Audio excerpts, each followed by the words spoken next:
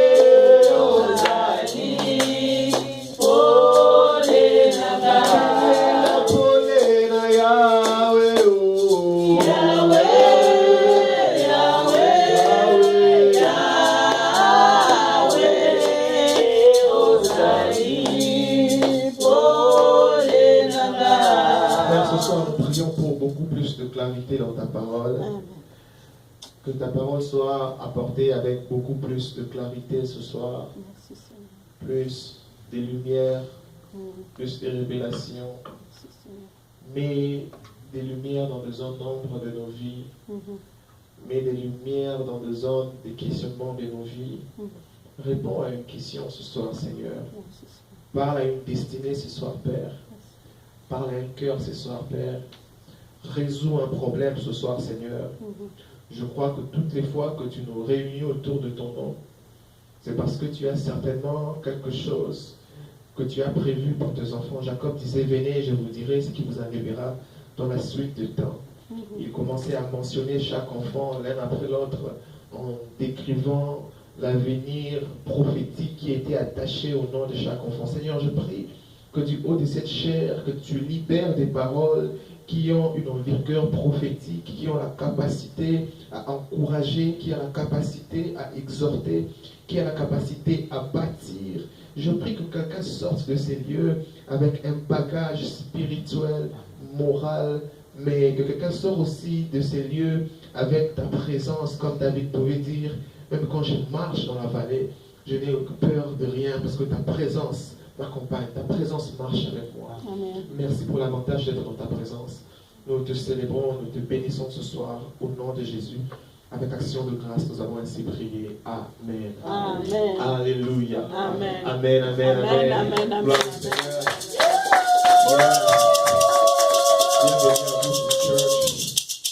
Bienvenue à Blueprint Church. C'est le lieu où Dieu s'est choisi de bâtir le vie tel qu'il veut, selon son choix, selon son dessein. Quelqu'un dans la joie d'être ici? Yes, yes. Tout le monde me connaît ici. J'allais dire pour ceux qui ne me connaissent pas, je suis Roméo Joël. Je suis pour le moment le lead pasteur de Blueprint Church Cincinnati. Et je crois que dans le jour qui vient, Dieu nous fera beaucoup de bien. Il se pourrait que je ne sois pas pasteur de Blueprint Church Cincinnati, mais je serai quand même pasteur de Blueprint Church. C'est comme ça que j'ai dit toujours que je suis pour le moment pasteur de Blueprint Church Cincinnati. Alléluia. Amen. Yes. Je suis très heureux de faire partie de cette famille. Et j'ai béni le Seigneur pour ce qu'il est en train d'accomplir ici, au milieu de nous. Il suffit d'avoir l'œil grand pour voir ce que Dieu est en train de faire. Je donnerai certaines informations et certains messages à la fin de mon exhortation. Et vous comprendrez pourquoi je suis en train de dire que j'ai béni le Seigneur et ce qu'il est en train de faire au milieu de nous. C'est grandiose, c'est grand, c'est unique. Il faut avoir l'œil des dieux pour comprendre que ça, c'est les doigts des dieux. Alléluia. Amen. Les gens voulaient commenter un peu sur le doigt des dieux. Vous savez, lorsque le magicien disait que ce qu'ils ont vu, c'était les doigts des dieux, vous devez vous rappeler qu'il s'agissait des choses terribles. Amen. Qu'il s'agissait des choses à étonner l'attendement de l'homme. Amen. Ils ont vu des bâtons transformés en serpents qui avalent d'autres serpents. Ils ont vu des signes, ils ont vu des abeilles, ils ont vu des eaux transformées en sang. Ils ont vu même des anges qui survolaient les nuits pour frapper les premiers-nés des familles. Et ils ont dit ça. C'est les doigts des dieux. Amen. Ce n'est même pas encore la main des dieux. Je m'arrête, c'est moi là. Amen. So, le degré de capacité, de pouvoir et d'autorité que Dieu a, ils ont dit s'ils peuvent donner ça un nom, tout ce que Dieu a fait là en Égypte, ce n'était que le doigt de Dieu. Maintenant, imaginez-vous quand Dieu lui-même se décide de marcher avec vous. C'est une autre affaire. Quelqu'un dit avec moi, c'est une autre affaire. C'est une autre affaire. Quand Dieu lui-même se décide de marcher avec vous, vous ne ressentez même pas que les choses avancent, que les choses bougent, mais les choses bougent énormément. Je suis dans la joie d'être ici et Dieu seul sait comment mon cœur est en train de faire des shit, tournant ici, tournant là-bas. Amen. Je sens une bonne nouvelle dans l'atmosphère. Alléluia. Yes. Gloire au Seigneur. Alors, allons dans la parole. Nous serons ce soir dans le livre de Genèse, chapitre 28. Je souhaite la bienvenue à tout un chacun. Bienvenue dans la maison des dieux. Nous serons ce soir dans Genèse, chapitre 28. Nous allons lire le verset 11 à 17. Genèse 28. Nous allons lire le verset 11 à 17. Sans oublier que notre texte de base continue à être Genèse, chapitre 1. Le premier verset. Alors ce soir, allons dans Genèse 28.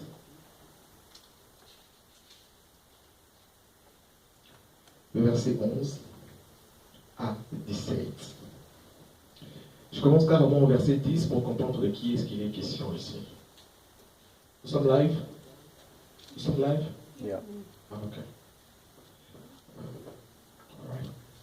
Jacob partit de Beersheba et s'en alla à Charan. Il arriva dans un lieu où il passa la nuit car le soleil était couché. Il y prit une pierre dont il fit son chevet et il se coucha dans ces lieux-là. Il eut un songe et voici une échelle était appuyée sur la terre et au sommet touchée au ciel. Waouh!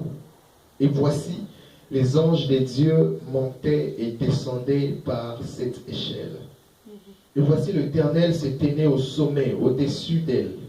Et il dit, je suis l'Éternel, le Dieu d'Abraham, ton père.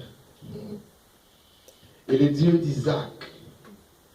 La terre sur laquelle tu es couché, je la donnerai à toi et à ta postérité. Ta postérité sera comme la poussière de la terre. Tu t'étendras à l'Occident et à l'Orient, au Septentrion et au Midi. Et toutes les familles de la terre seront bénies en toi et en ta postérité. Aïe, aïe, aïe, aïe, aïe.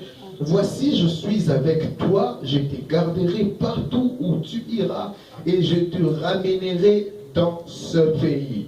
Car je ne t'abandonnerai point, car je n'ai exécuté ce que je t'ai dit. Jacob s'éveilla de son sommeil et il dit, certainement, l'Éternel est en ces lieux. Quelqu'un m'aide à dire, certainement, l'Éternel est en ces lieux. Certainement, l'Éternel est en ces lieux. Certainement, l'Éternel est en ces lieux. Il continue en disant, et moi, je ne le savais pas. Il est donc possible que l'Éternel soit quelque part sans que tu ne t'en rendes compte qu'il est là. Amen. Yes. Et moi, je ne le savais pas. Il eut peur et dit que ce lieu est redoutable. c'est ici la maison des dieux, c'est ici la porte des cieux. Alléluia. Amen. Nous sommes... Je suis seul ici. Je prêche à la bonne église. Yes, yes, yes. Nous sommes là. Yes. Alléluia. Ne me donnez pas l'impression de prêcher à moi seul. Je prêche déjà à moi seul. Je peux toujours prêcher à moi seul. J'ai besoin d'interaction pour savoir que je suis dans la bonne église. Yes. Alléluia. Amen. Ok. Alors nous sommes depuis un bon bout de temps en train de parler du choix. Et nous avons parlé non pas seulement que du choix, mais nous avons parlé des plus grands choix de la destinée. Parce que nous nous sommes basés sur le fait que dans la vie d'un homme, il existe des milliers et des milliers de pensées qui traversent la tête ou les raisonnements, les pensées d'un homme. Mais malgré la multitude des pensées qui arrivent à l'homme est obligé à sélectionner parmi la multitude des pensées qui venaient vers lui ou vers elle, la personne. L'homme est obligé de sélectionner et de décider lesquels des choix deviendront partie de sa vie.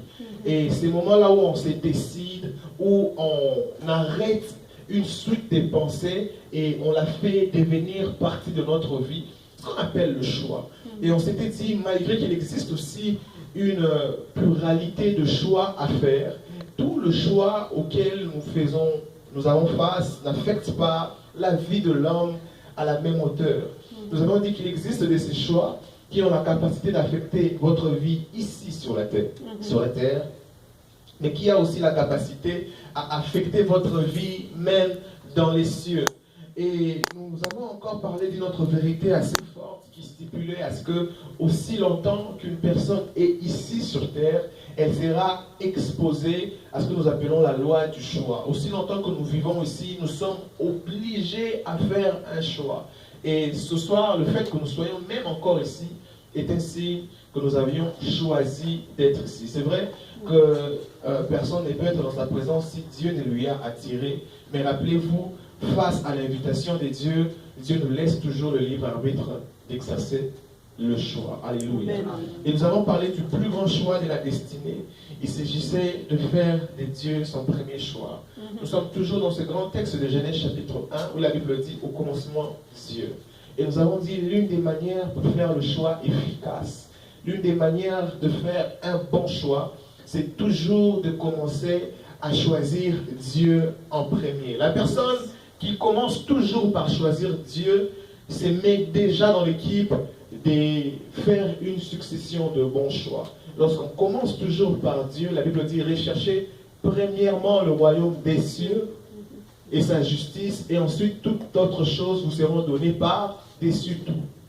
Les choix de Dieu et les choix les meilleurs et les choix par excellence qu'un homme peut faire sur la terre. Pourquoi? Parce que le choix de la personne de Jésus garantit votre vie ici sur terre, mais cela garantit aussi votre vie là-haut dans les cieux. Aujourd'hui, je parlerai du deuxième choix les plus grands de la destinée. Après avoir choisi Dieu, il existe un autre choix qui est l'un des plus grands choix de la destinée. Yes. Dans la multitude de choix, ce deuxième choix a aussi la capacité à affecter de manière dangereuse la vie d'un homme. Je souligne, ce deuxième choix a le potentiel d'affecter dangereusement la vie d'un homme.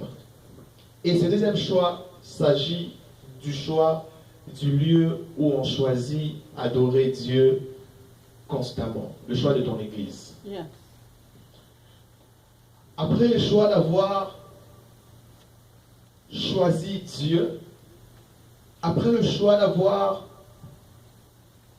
reçu Christ, le deuxième choix est le choix du lieu d'adoration. Le choix du lieu de culte. Le choix de l'église, donc. Vous voyez, nous avons décrit les trois types d'hommes qui existent. Nous avons parlé d'hommes spirituels, d'hommes charnels et d'hommes animaux. Vous voyez, lorsqu'un poisson est pêché dans l'eau, il est important de tuer les poissons, premièrement, et de commencer à travailler sur les poissons. C'est-à-dire enlever les écailles, j'aime cette illustration qu'on donne, enlever les écailles et déchirer les poissons à l'intérieur, enlever la saleté qui est à l'intérieur, enlever ce qu'on appelle ici les matocolos. C'est quoi en français? Vous comprenez ça, non? C'est ici dans le poisson. C'est ça, c'est la forme de l'oreille comme ça. C'est ici. Oh non. Yeah. Les nageoires? Non, ce ne sont pas les nageoires. C'est à l'intérieur, c'est entre la tête et les... On sort ça comme ça. Toi, tu fais bien le poisson, non? Tu veux savoir. On sort ça d'ici, le manteau colo. On enlève ça. Pourquoi? Parce que si on n'enlève pas ça et qu'on criait les poissons comme ça, si par hasard tu oses manger la tête, bizarrement, ces côtés-là n'est pas toujours assaisonné. Ça fait toujours... ça te donne plus envie de manger ces repas-là. Vous voyez, vous n'avez même pas mangé ça, mais vous avez déjà le goût de ce que ça fait. So, on enlève toutes ces saletés-là et on nettoie le poisson. Et après avoir nettoyé les poissons, maintenant, on choisit qu'est-ce qu'on fera. Poisson pépé soupe, poisson grillé, poisson quoi? Poisson braisé. Voilà, poisson braisé avec un loco, avec un teke ou avec riz. Là maintenant, ça dépend de ce que vous voulez faire du poisson. Mais si dès lors que le poisson a été pêché de l'eau, vous ne faites rien du poisson, vous le laissez tout près de la rivière, qu'est-ce qui arrivera? Le poisson va rentrer dans l'eau tranquillement. Même comme un animal. Quand vous prenez un animal de la forêt, si vous ne prenez pas le temps de commencer maintenant à l'inculquer, à le dresser, d'ailleurs à le mettre dans une cage, qu'est-ce qui arrivera? L'animal va facilement retourner d'où est-ce qu'il vient. C'est comme ça qu'après avoir fait de Dieu son premier choix, le deuxième choix le plus important qu'un homme doit faire serait le choix de son lieu de culte. Le choix où l'homme doit censé aller écouter de manière régulière la parole de Dieu. Et cet endroit-là a le plein potentiel d'affecter ta destinée comme tu n'as pas idée. Cet endroit-là a assez de potentiel de déterminer d'ailleurs, après que tu aies fait de Christ ton choix, quelle serait la qualité de chrétien que tu seras. Quelle serait la qualité des pions que tu seras pour le royaume de Dieu? Quelle serait la qualité d'individu que tu seras pour le royaume de Dieu? Je veux premièrement commencer par installer cette base ici pour faire comprendre que l'Église n'est pas qu'un lieu de rencontre. L'Église est une entité spirituelle.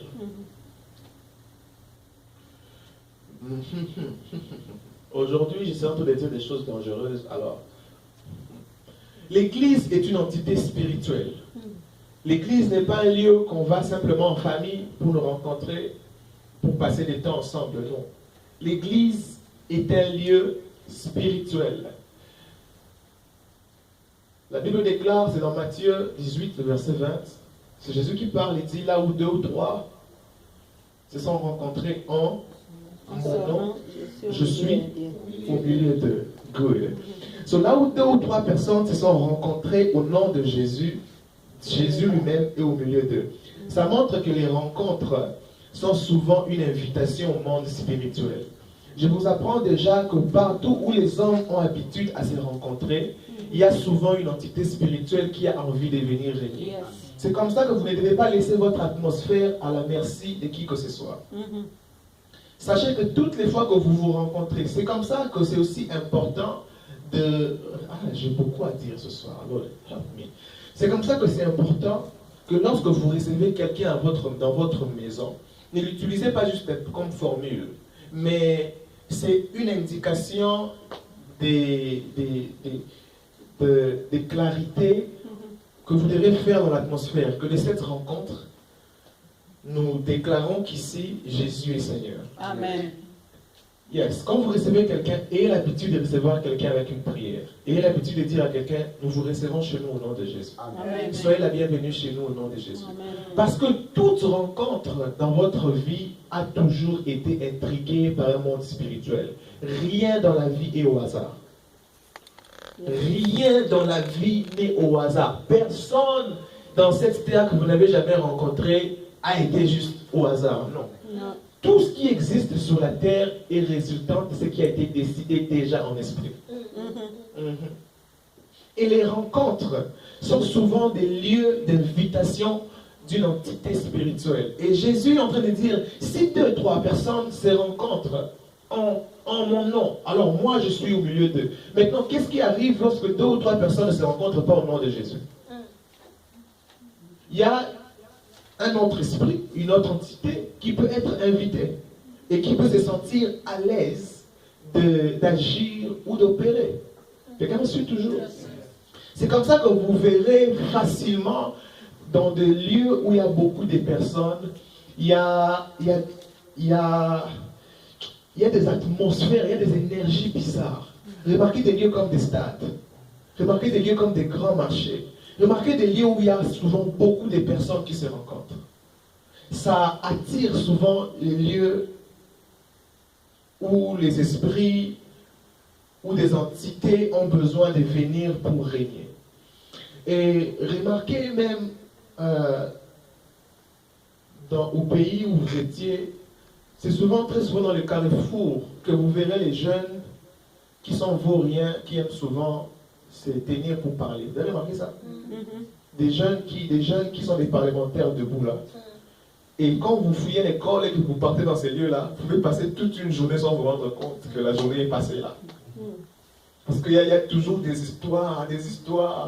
Et ces jours-là, si tu vas là-bas, tu vas même rentrer à la maison en retard. C'est toujours dans des carrefours, dans des coins, dans des endroits de rencontres. Cette avenue vient ici, notre avenue vient ici. Et dans ces lieux-là, il y a toujours des choses qui se passent là. Et vous verrez très souvent dans des carrefours, c'est là qu'il y a souvent des accidents, dans des rencontres. Parce que chaque lieu de rencontre est un lieu potentiel pour inviter une entité spirituelle. Ça, je dois souligner ça. Chaque lieu de rencontre est un lieu qui, somehow, invite un hôtel. Et dans le texte que nous sommes en train de lire ici, nous sommes en train de voir le texte de Jacob qui quitte d'où est-ce qu'il est en train de quitter, mais il est en train de voyager.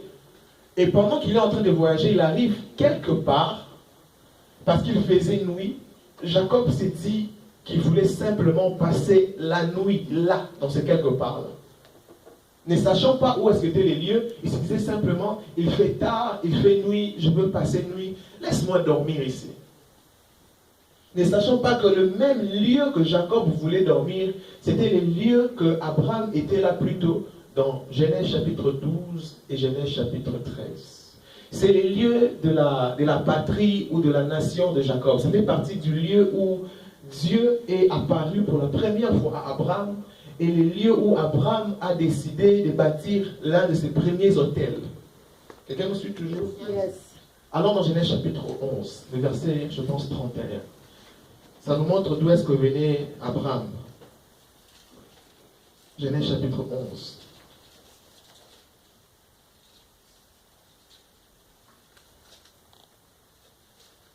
Verset 31. Vous avez ça?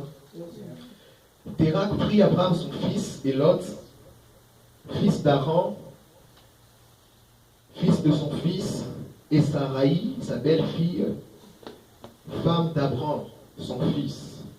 Térak, c'était le père d'Abraham.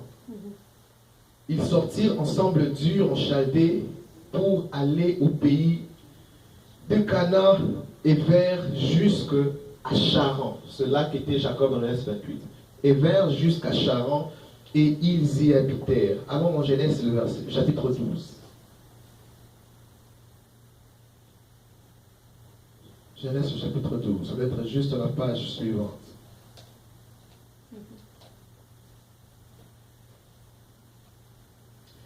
Le verset 5. Abraham prit Saraï, sa femme, et Lot, fils de son fils, et avec tous les biens qu'ils possédaient et les serviteurs qu'ils avaient acquis à Charan, ils partirent pour aller dans les pays des Canaan. Ils arrivèrent au pays des Canaan. Abraham parcourut les pays jusqu'au lieu nommé Sichem, jusqu'au chêne de Mamré. Les Cananéens étaient alors dans les pays. Le verset 7, l'Éternel apparut à Abraham et dit, je donnerai ce pays à ta postérité. Et Abraham bâtit là un autel à l'Éternel qui lui était apparu. Alléluia. Amen. Si vous lisez le verset chapitre 12 vers la fin, vous verrez qu'Abraham bâtit encore un autre autel quand il avançait un tout petit peu. Mais là, ça montre les lieux qu'Abraham bâtit un autel. Comment on bâtissait les autels dans le temps? On prenait les pierres, on rassemblait, on donnait une forme soit de coffres ou des tables. Alors là, on mettait les sacrifices dessus, on offrait, on brûlait, on offrait à l'Éternel. Mais le coffre en forme de pierre restait. So, il est passé plusieurs années. Genèse chapitre 12, 13, 14, jusque dans Genèse chapitre 28. Jacob fait ce qu'il a fait à son frère, il fouille, il s'en va. Et pendant qu'il est en train d'aller, il arrive quelque part où il veut simplement passer la nuit. La Bible déclare que lorsqu'il arrive là, il prend une pierre. Cette pierre-là était le morceau de pierre qui devrait rester de l'autel qu'avait fait Abraham quelques années plus tard. Il prend la pierre et de cette pierre-là, il voudrait faire son oreiller pour passer la nuit. Et maintenant, pendant qu'il veut passer la nuit, c'est là qu'il voit dans un rêve une échelle qui connectait le ciel et la terre. La Bible donne un détail pour dire qu'au-dessus de cette échelle habitait Dieu lui-même. C'est Dieu qui s'est tenu au-dessus de cette échelle. Mais que sur cette échelle, il y avait des anges qui montaient et qui descendaient. Qui montaient et qui descendaient. Et de par ces contacts-là, Abraham commence à entendre des choses qui avaient été dites à son grand-père Abraham. Parce que Abraham n'était pas son père. Jacob était fils d'Isaac. Quelqu'un me suit toujours? Jacob était fils d'Isaac. Il n'était pas fils d'Abraham. Mais lorsque cette voix-là commence à lui parler, cette voix-là lui dit, je suis le Dieu d'Abraham, ton père. Et dit encore le Dieu d'Isaac. On ne dit même pas quelle relation il y a entre Isaac et Jacob. Et il commence à lui dire des choses qui avaient été dites à Abraham. Je te bénirai, je ferai de toi une source de bénédiction. Je te donnerai cette terre, et tes enfants posséderont les pays. La suite des paroles de bénédiction qui ont été libérées à Abraham est directement connectée à la vie de Jacob à cause d'un certain lieu. Amen. Amen. Jacob se disait simplement qu'il fait tard, je veux dormir, je veux passer la nuit.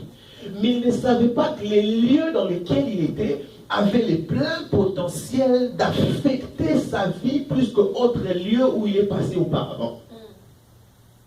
Frère, église n'est pas simplement qu'une église. Tel que vous comprenez, chaque lieu de rencontre attire une entité spirituelle. Yes. Des deux, chaque lieu de rencontre a des hôtels.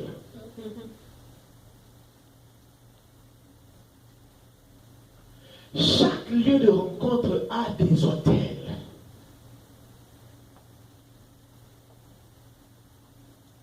Troisièmement encore, si on parle maintenant d'une église ou d'une famille, chaque famille spirituelle a des promesses. Amen. Amen.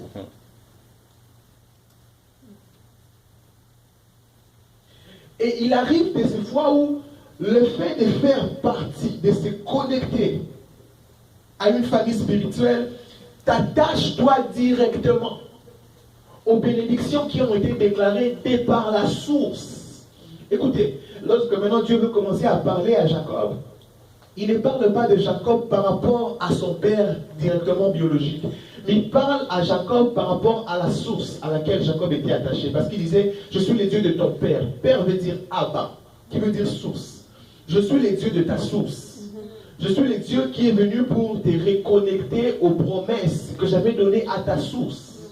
C'est-à-dire, il y a des choses qui existent à ton insu, mais dès lors que tu choisis personnellement de faire partie à un certain lieu, à un certain groupe, ces choses automatiquement commencent à s'attacher à toi. Amen.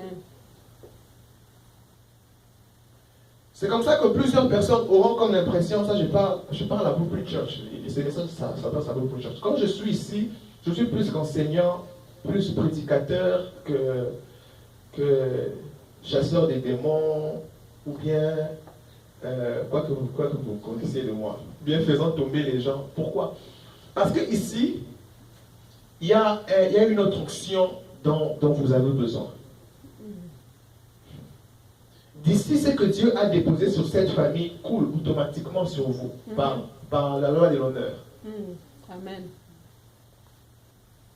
Par la loi de l'honneur, ça coule directement sur vous. Quelquefois, quelqu'un comme Constant, je n'ai pas besoin de lui imposer les mains de temps en temps pour lui affecter. Non, tout ce qu'il me voit faire, il peut faire ça. Seulement s'il se connecte par la foi.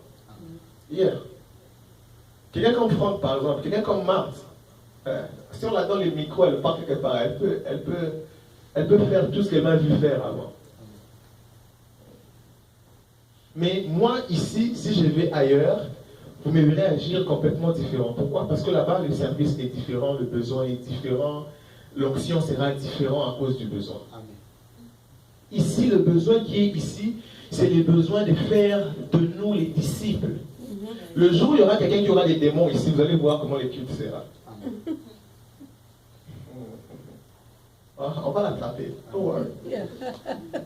Les antennes sont très actives. Amen. Amen. Ici, maintenant, là, nous avons besoin de l'enseignement. Nous avons besoin d'être établis. Nous avons besoin de connaître les vérités spirituelles. C'est à cause de ça que lorsque Dieu nous amène ici, il prend le temps de nous enseigner, de nous parler, de nous ouvrir les yeux et les oreilles spirituelles, d'aller dans les Écritures, de nous montrer certaines vérités qui sont enracinées, qui sont déjà dans les Écritures que la plupart des enfants de Dieu ignorent. Car, vous savez, après avoir reçu quelque chose, il faudrait maintenant savoir comment garder ce qu'on a reçu. Il faudrait garder ce qu'on a reçu. Même si ici, il y a encore personne qui est possédée, nous enseignons pour que la personne qui a déjà été affranchie apprenne à garder sa délivrance qu'elle a reçue en Christ. Amen. Vous savez, ça m'étonne toujours. Je n'ai jamais compris qu'est-ce qui fait que les kimanguistes sont tellement enthousiastes pour leur culte. Vous savez comment les cultes kimanguistes le durent? Vous connaissez les kimanguistes? Ils sont chez vous? Non, hein? Ils habillent en vert blanc. C'est une religion genre ça. Leur culte peut faire 6 heures, 8 heures. Mais ils sont toujours contents avec des fanfares et des tambours. Quel est l'enthousiasme que les kimanguistes ont pour leur culte? Je ne comprends pas. Quand c'est dimanche, vous voyez un kimanguiste, tout en vert blanc. Je ne comprends pas. Quel est le même enthousiasme que le témoin de Jéhovah ont pour la parole? Comment lire sa Bible? Pourquoi Jésus est venu sur la terre? Est-ce que Jésus m'aime? Et puis il met un homme avec une grosse montre à côté. Leurs rébus sont souvent comme ça, vous savez, non? Et il traduit ça dans toutes les langues. Dans toutes les langues.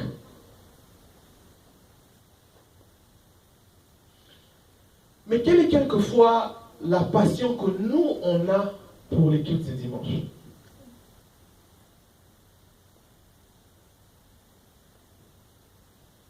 La plupart d'entre nous agissons d'une certaine manière avec nos églises parce que nous n'avons pas encore reçu la révélation spirituelle de ce que c'est une église. L'église est une entité spirituelle. L'église est un lieu de prise de décision spirituelle. Au commencement, Dieu créa d'abord les réalités spirituelles. Il créa d'abord les cieux et ensuite il vient créer la terre.